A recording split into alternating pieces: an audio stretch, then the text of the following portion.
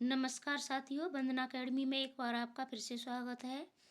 मैं आज आपके लिए एनसीईआरटी क्लास 5 की यानी कक्षा 5 की और पर्यावरण अध्ययन की पुस्तक लेके आई हूँ। आज हम इसी से चैप्टर बाय चैप्टर पढ़ेंगे।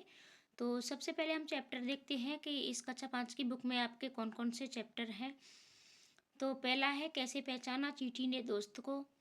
कहानी सपेरों की, चखने से पचने तक, खाए आम 12 महीने, बीज बीज बीज, बूंद बूंद, दरिया दरिया, पानी के प्रयोग, मच्छरों की दावत, डायरी, कमर सीधी ऊपर चढ़ो, बोलती इमारतें, सुनीता अंतरिक्ष में, खत्म हो जाए तो बसेरा ऊंचाई पर, जब धरती कांपी, उसी से ठंडा उसी से गर्म, कौन करेगा ये काम, फांदरी दीवार, जाए तो जाए कहाँ, किसानों की कहानी, बीज की जुबानी, किसके जंगल, किसकी झलक, किसकी छाप, फिर चला काफिला। ये आपके कुछ प्रश्न थे। तो सबसे पहला चैप्टर हमने ले लिया है और इसका नाम है कैसे पहचाना चींटी ने दोस्त को, यानी चींटियों अपने दोस्तों को कैसे पहचानती हैं। क्या कभी आपने सोचा है इसका क्या कारण है? तो इस तरीके से ये जो प्रश्न है और ये हमारे पर्यावरण अध्ययन यानी ईवीएस के प्रश्न में बहुत ज़्यादा पूछे भी जाते हैं। और ये आपको जैसा कि मैंने पहले भी आपको बता दिया है कि आपको एनसीईआरटी की बुक्स अवश्य पढ़नी है। इनसे आपके प्रश्न बहुत बनते हैं। तो फिर मैंने सोचा कि अगर आपको नहीं मिलेंगी तो आपको कैसे पढ़ना है, तो मैं ही इन्हें आपको पढ़ा दूँ। तो अभी मैं आपको ये सारी बुकें मतलब पढ़ा दूँगी, सारी बुकों से आपको वीडियो मिलेंगी। तो क्या कभी आपने ये सोचा है कि ये जो चींटियाँ हैं वो अपने दोस्तों को कैसे पहचान लेती हैं, यानी एक चींटी अपनी दूसरी चींटी की पहचान कैसे करती है? तो इस तरीके से ये हमारे पेडागोजी आधारित प्रश्न होते हैं।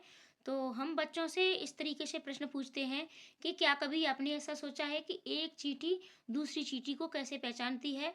और मतलब चींटियाँ हैं वो एक क्रम में चलती हैं और क्रम में चलने से और वो अपना क्रम नहीं तोड़ती हैं, एक चींटी आगे चलती है और पीछे चींटी उसी क्रम में चलती जाती हैं, ऐसा क्यों होता है? इस तरीके से बच्चे को प्रश्न पूछते हैं और ये हमारे अपसारी प्रश्न होते हैं। इस तरीके से आप बच्चों को प्रश्न कर सकते हो, तो बच्चे फिर बहुत उसमें सोचते हैं। चलो हम प्रश्न की शुरुआत करते हैं, चैप्टर पढ़ते हैं।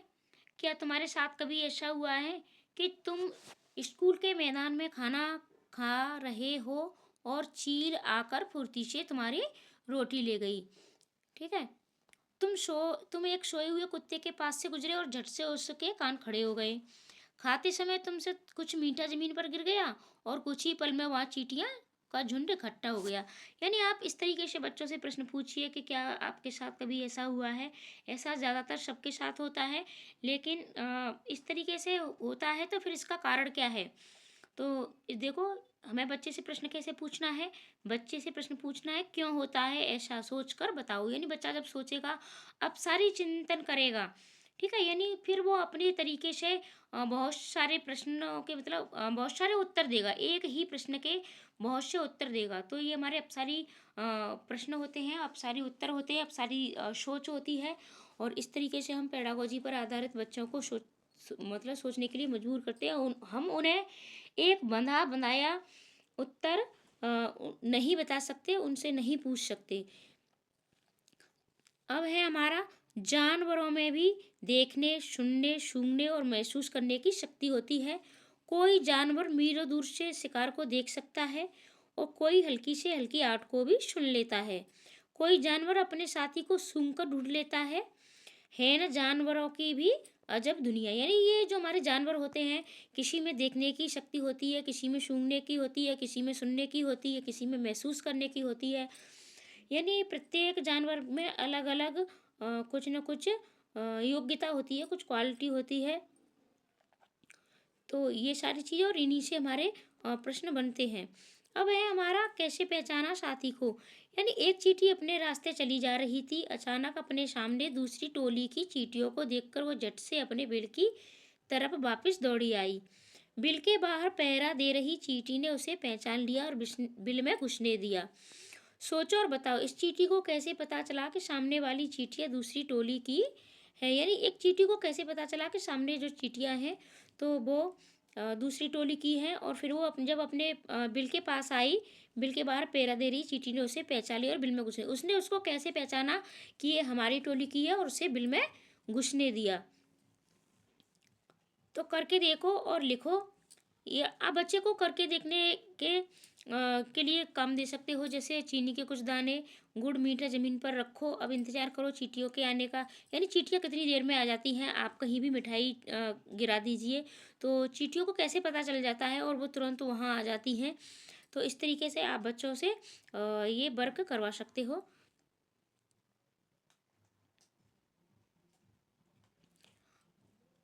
अब देखो आपका प्रश्न है, शिक्षक संकेत। इस उम्र में बच्चों में जानवरों के प्रति उत्सुकता होती है। उनके अनुभवों को शामिल करने से चर्चा रुचिपूर्ण हो जाएगी। कहीं ऐसे अवलोकन अवलोकन होते हैं जिनके लिए बच्चों को धीरज और बारीकी से देखने का अभ्यास कराना होगा। यानी ये आप उन बच्चों को अभ्यास करा सकते हो। अब ध्यान से बिना किसी चींटी को नुकसान पहुंचाए उस कतार के बीच में पेंसिल से कुछ देर चींटियों का रास्ता रोको। यानी आप बच्चों से इस तरीके से चींटियों को एक कतार के रूप में आएंगी तो फिर पेंसिल रखवा के चींटियों का रास्ता रुकवा सकते हो। अब इसका कारण क्या है, चलो हम इसे देखते हैं कि चींटियाँ एक क्रम में क्यों चलती हैं और एक दूसरे को कैसे पहचान लेती हैं। तो इसका कारण है कि बहुत साल पहले एक वैज्ञानिक ने इसी तरह कहीं प्रयोग किए थे। वे इस नतीजे पर पहुंचे कि चींटियां चलते समय जमीन पर कुछ ऐसा छोड़ती हैं जिसे सूंघकर पीछे आने वाली चींटियों को रास्ता मिल जाता है। यानी वो एक प्रकार की गंध छोड़ती हैं और उस गंध को पहचान कर दूसरी चींटियां उसी रास्ते से उनके पीछे पीछे आ जाती हैं। कुछ नर कीड़े मकोड़े अपनी मादा कीड़े की गंध से उसकी पहचान कर लेते हैं। जैसे कि इसमें आपका है रेशम का कीड़ा है। रेशम का कीड़ा बोलता है, मैं रेशम का कीड़ा हूँ, मैं अपनी मादा को उसकी गंध से कहीं किलोमीटर दूर से पहचान लेता हूँ। तो आपके सीटेट में प्रश्न बनते हैं इस तरीके से कि एक ऐसा कौन सा कीट है जो अपनी मादा को कहीं किलोमीटर गंध से पहचान लेता है, तो ये रेशम का कीड़ा हो जाता है। या फिर आपके इस तरीके से प्रश्न बनते हैं, क्या तुमने कभी किसी कुत्ते को इधर उधर कुछ सूंघते हुए देखा है? सोचो कुत्ता क्या सूंघता होगा। आप बच्चों से इस तरीके से प्रश्न पूछ सकते हो। सड़कों पर कुत्तों की भी अपनी जगह बटी होती है। एक कुत्ता दूसरे कुत्ते के मलमूत्र की गंध से जान लेता है कि उसके इलाके में बाहर का कुत्ता आया है। यानी कुत्ते हैं वो, आपने देखा होगा कि पेड़ों के किनारे या कहीं झाड़ियों के किनारे मलमूत्र को सूंघते हैं। तो ऐसा क्यों करते हैं? क्योंकि वो अपने साथियों की पहचान मलमूत्र से ही करते हैं। यानी वो गंध से पहचानते हैं, मलमूत्र के गंध से पहचानते हैं।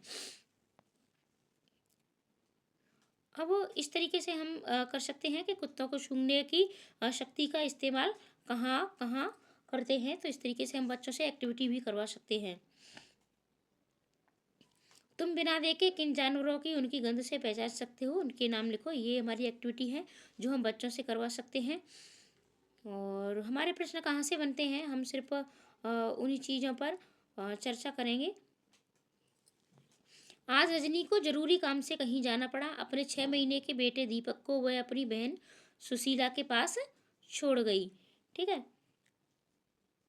तो सुशीला की अपनी बेटी भी इतनी ही छोटी है। मजे की बात यह है कि दोनों बच्चों ने एक साथ पोटी कर दी। अपनी बेटी की पोटी धोने के बाद जब दीपक की पोटी साफ करने लगी तो फटाफट अपने मुंह नाक को दुपट्टे से ढक लिया।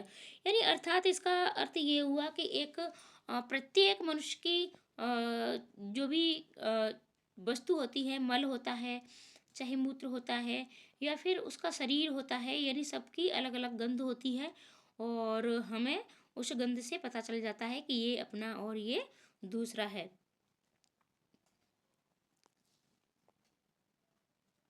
अब आगे का है हमारा, किसी एक ऐसे पक्षी का नाम लिखो जिसकी आंखें सामने की तरफ होती हैं। यानी ऐसा कोई सा एक पक्षी है जिसकी आंखें सामने की तरफ होती हैं। कुछ ऐसे पक्षियों के नाम लिखो जिनकी आंखें सिर की दोनों तरफ होती हैं। इन पक्षियों की आंखों का आकार उनकी सिर की तुलना में कैसा होता है? अब देखो पक्षियों के बारे में ये दे रहे हैं कि ज्यादातर पक्षियों की आंखें उनके सिर के दोनों तरफ होती हैं। पक्षी एक समय में दो अलग अलग चीज़ों पर नज़र डाल लेते हैं। जैसा कि हम सामने देखते हैं, लेकिन पक्षियों की आंखें ये दोनों तरफ होती हैं सिर के, तो वो एक बार में दो वस्तुएं देख सकते हैं। और जब ये बिल्कुल सामने देखते हैं तब इनकी दोनों आंखें एक ही चीज़ पर होती हैं। तुमने देखा होगा कहीं पक्षी अपनी गर्दन बहुत ज़्यादा हिलाते हैं और ज़्यादातर पक्षियों की आंखों की पुतली नहीं घूम सकती, वे अपनी गर्दन घुमाकर ही आसपास देखते हैं। तो ये जो मैं बता रही हूँ इनसे आपके प्रश्न बनते हैं और इन्हें आप नोट कर सकते हो या फिर एक दो बार आप वीडियो देख लीजिए।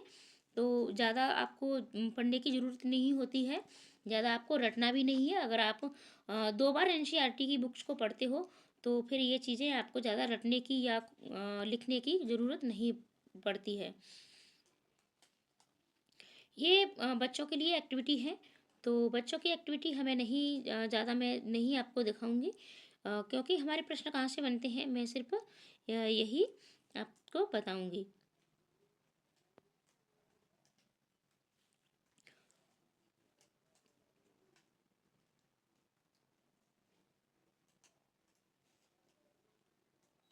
अब देखो ये इसमें है, चील, बाज और गिद्ध जैसे पक्षी हमसे 4 गुना ज़्यादा दूर से देख पाते हैं।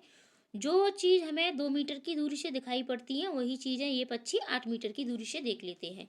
तो आपका प्रश्न बहुत ज़्यादा यहाँ से बनते भी हैं। आप प्रीवियस ईयर्स के ईवीएस के प्रश्नों को देख सकते हैं। हमारा चील है, बाज है, गिद्ध है, तो ये पक्षी हमसे कितना ज़्यादा देख सकते हैं, 4 गुना ज़्यादा देख सकते हैं। अर्थात हम जो चीज़ 2 मीटर की दूरी से दिखाई देगी, उसे ये 8 मीटर की दूरी से देख लेते हैं। अगला हम पॉइंट देखते हैं, जैसे हमें इतने सारे रंग दिखाई देते हैं उतने रंग जानवरों को दिखाई नहीं देते। यानी जानवरों को जितने रंग हमें दिखाई देते हैं उतने नहीं दिखाई देते। तो जानवरों को कौन कौन से रंग दिखाई देते हैं? आमतौर पर माना जाता है कि दिन में जागने वाले जानवर कुछ रंग देख पाते हैं, यानी जो दिन में जागते हैं जानवर वो कुछ रंग देख पाते हैं और रात में जागने वाले जानवर हर चीज़ को सफ़ेद और काली ही देखते हैं, यानी उन्हें और कोई दूसरा रंग दिखाई नहीं देता है। तो यहाँ से भी आपका प्रश्न बनते हैं। तुमने कक्षा 4 में पढ़ा था कि हमें पक्षियों के कान दिखाई नहीं देते। उनके बाहरी कान छोटे-छोटे छेद जैसे होते हैं जो उनके पंखों से ढके रहते हैं। यानी पक्षियों के कान नहीं होते, उनके 2 छोटे-छोटे छिद्र होते हैं और जो वो भी उनके पंखों से ढके रहते हैं। तुम्हें क्या लगता है कुछ जानवरों के कान आकार और उनके सुनने की शक्ति में कुछ संबंध होता है?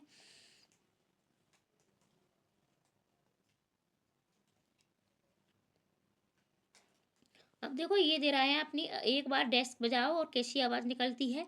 अब जैसे चित्र में दिखाया जाता है वैसे ही डेस्क पर कान लगाओ, एक बार फिर अपने हाथ से डेस्क बजाओ, कैसी आवाज़ आती है, क्या दोनों आवाज़ों में कुछ अंतर है? इस तरीके से बच्चे से आप एक्टिविटी करवा सकते हो। ये हमारी पेडागोजी आधारित है, यानी एक्टिविटी में आप क्या-क्या करवा सकते हो और किस तरीके से आप बच्चे को ईवीएस से जोड़ सकते हो। आवाज़ें अलग-अलग, यानी जो हमारे पक्षी होते हैं, जानवर होते हैं, वे हर समय में अलग-अलग आवाज़ें निकालते हैं। जंगल में ऊँचे पेड़ पर बैठा लंगूर पास आती मुसीबत जैसे शेर, चीता को देखकर एक खास आवाज़ निकालकर अपने साथियों को संदेश देता है। इस काम के लिए पक्षी भी खास आवाज़ें निकालते हैं। कुछ पक्षी अलग-अलग खतरों के लिए अलग-अलग आवाज़ें निकालते हैं, जैसे उड़कर आने वाले दुश्मनों के लिए अलग तरह की आवाज़ और ज़मीन पर चलने वाले के लिए दूसरे तरह की आवाज़। यानी कौन सा दुश्मन है, उड़ के आने वाला दुश्मन है या ज़मीन पर चलकर आ रहा है दुश्मन, यानी अपने साथियों को इस तरीके से वो अवगत कराते हैं। मछलियाँ खतरे की चेतावनी एक दूसरे को बिजली तरंगों से देती हैं। कुछ जानवर तूफान, भूकंप आने से पहले कुछ समय पहले अजीब हरकतें करने लगते हैं। जो लोग जंगल में रहते हैं और जानवरों के इस व्यवहार को समझते हैं, वे जान लेते हैं कि भूकंप आने वाला है या कुछ अनहोनी होने वाली है। यानी जो ये जानवर होते हैं ये पहले से समझ जाते हैं कि भूकंप आने वाला है, सुनामी आने वाली है या कुछ अजीब घटना होने वाली है। जैसा कि सन 2004 में दिसंबर में आए सुनामी के कुछ समय पहले जानवरों के अजीब व्यवहार के और उनके द्वारा दी गई चेतावनी भरी आवाज़ों को अंडमान की एक खास आदिवासी जाति समझ गई। उन्होंने वह इलाका खाली कर दिया। इस प्रकार इस जाति के लोग सुनामी के कहर से अपनी जान बचा पाए। तो ये सारी चीज़ें क्या है कि जानवरों में भी बहुत ये क्षमता होती है, यानी वो पहले से इन खतरों को जान जाते हैं। तो डॉल्फिन भी अलग-अलग तरह की आवाज़ें निकालती है और एक दूसरे से बात करती हैं। वैज्ञानिकों का मानना है कि कई जानवरों की अपनी पूरी भाषा होती है। अब हम और भी देखते हैं। अब है कितना सोएं, ठीक है? तो कितना सोएं? बहुत से जानवर किसी खास मौसम में लंबी गहरी नींद में चले जाते हैं, और लंबी इतनी कि कई महीनों तक फिर दिखाई नहीं देते। क्या तुमने कभी ध्यान दिया है कि सर्दियों के दिनों में अचानक ही छिपकलियां कहीं गुम हो जाती हैं? सोचो वे ऐसा क्यों करती होंगी। तो छिपकली है वो सर्दी के मौसम में बहुत दिनों तक और लंबे समय के लिए क्या होती हैं, सोने के लिए चली जाती हैं। अगला हम देखते हैं पॉइंट आपका कहाँ से बनेगा। और ये देखो स्लॉथ के बारे में बताया गया है, और इस स्लॉथ से आपका ईवीएस में बहुत बार प्रश्न पूछा जाता है। और इसके जो पॉइंट हैं उन्हें आप अच्छे से याद रखें, और आप नोट्स भी बना सकते हो। ये भालू जैसे दिखते हैं पर भालू नहीं है। ये दिन के करीब 17 घंटों से से उल्टे सिर लटक कर मस्ती से सोते हैं, और ये जिस पेड़ पर रहते हैं उसी के पत्ते खाकर पलते हैं, इसलिए इन्हें कहीं और जाने की ज़रूरत नहीं पड़ती। जब ये अपने पेड़ के सारे पत्ते खा लेते हैं तभी वे पास के पेड़ पर चले जाते हैं। लगभग 40 वर्ष के अपने पूरे जीवन में ये मुश्किल से 8 पेड़ों पर घूमने की तकलीफ उठाते हैं। ये सप्ताह में एक बार ही शौच करने के लिए पेड़ से नीचे उतरते हैं। तो स्लॉथ के बारे में आपको ये पॉइंट अवश्य याद रखने हैं कि ये भालू जैसे दिखते हैं, लेकिन ये भालू नहीं है, ये 17 घंटे। कभी कभी हम ये घंटे भूल जाते हैं, और लेकिन आपको याद रखना है 17 घंटे होते हैं, और 40 वर्ष है ये। और सप्ताह में एक बार ये मतलब शौच के लिए नीचे उतरते हैं, और मुश्किल से 8 पेड़ों पर पूरे जीवन काल में कितने वृक्षों पर, 8 वृक्षों पर ये घूमने की तकलीफ उठाते हैं। अब देखो आप बच्चों से एक्टिविटी करवा सकते हो कि नीचे कुछ चित्रों ये चित्र दिए गए हैं, और इसमें ये जानवर दिए गए हैं, तो कौन सा जानवर कितनी देर तक सोता है, तो आप इस तरीके से बता सकते हो, उनके नाम लिख सकते हो। अब देखो ये बाघ के बारे में बताया गया है, बाघ से भी आपके प्रश्न बहुत बनते हैं। बाघ अंधेरे में हमसे 6 गुना बेहतर देख सकता है, यानी एक बाघ कितना देख सकता है हमसे, अंधेरे में 6 गुना, यानी डार्क में भी ये हमसे 6 गुना बेहतर देख सकता है। बाघ की मूंछें हवा में हुए कंपन को भांप लेती हैं, और उसे शिकार की बिल्कुल सही स्थिति का पता चल जाता है। इससे इन्हें अंधेरे में रास्ता ढूंढने में भी मदद मिलती है। यानी ये बाघ है, तो ये अपनी मूंछों जो हवा में कंपन होता है उससे भी ये शिकार को पहचान लेता है। बाघ अपने इलाके में मूत्र करके अपनी गंध छोड़ जाते हैं। ये इलाका कहीं किलोमीटर बड़ा हो सकता है। एक बाघ किसी दूसरे बाघ के मूत्र की गंध को झट से पहचान लेता है। फिर उस इलाके में घुसना है या नहीं ये तो उस बाघ की मर्जी। बाघ मौके के अनुसार अपनी आवाज़ बदलता रहता है। गुस्से में अलग अलग आवाज़, और बाघ इनको बुलाना हो तो अलग आवाज़, कराना हो तो कभी गुर्राना। बाघ का गुर्राना 3 किलोमीटर तक सुनाई देता है। तो ये प्रश्न आपका यहाँ से बनता है कि बाघ का गुर्राना कितने किलोमीटर तक सुनाई देता है, तो 3 किलोमीटर तक। और ये आपका बहुत ज़्यादा पूछा जाता है कि बाघ हवा के पत्तों के हिलने और शिकार के झाड़ियों में हिलने से, यानी जो पत्ते हैं वो हवा से हिल रहे हैं या किसी शिकार के आने से, यानी किसी जानवर के आने से वो पत्ते हिले हैं, इन दोनों आवाज़ों में क्या कर लेता है, अंतर कर लेता है। बाघ के दोनों कान बाहर की आवाज़ को इकट्ठा करने के लिए अलग अलग दिशाओं में बहुत ज़्यादा घूम जाते हैं।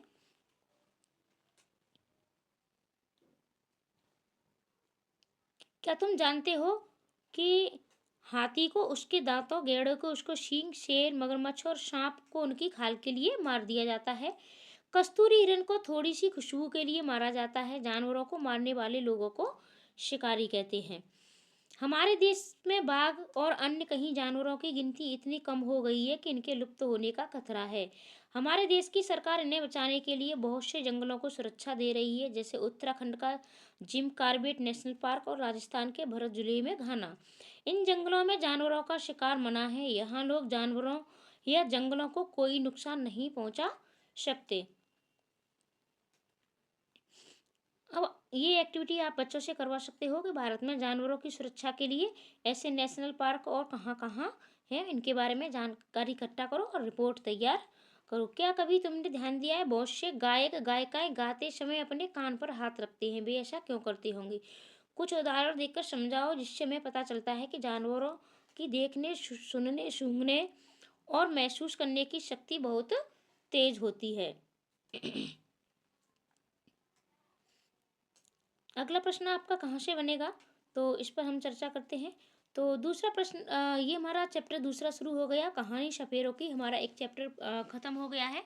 तो आज के लिए इतना ही। अगर आपने चैनल को सब्सक्राइब नहीं किया है तो चैनल को अवश्य सब्सक्राइब कर लें, क्योंकि डेली आपको ऐसे ही एनसीईआरटी की बुकों से क्लास मिलेगी, साथ ही साथ प्रैक्टिस सेट भी मिल रहे हैं आपको, और कंटेंट पर भी मैं वीडियो बनाऊंगी।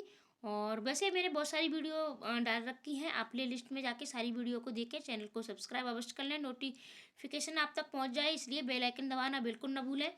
और वीडियो पर लाइक कमेंट ज़रूर किया करें, प्लीज़ लाइक कमेंट अवश्य करें, और वीडियो को अपने दोस्तों को शेयर भी करें। पूरी वीडियो देखने के लिए धन्यवाद।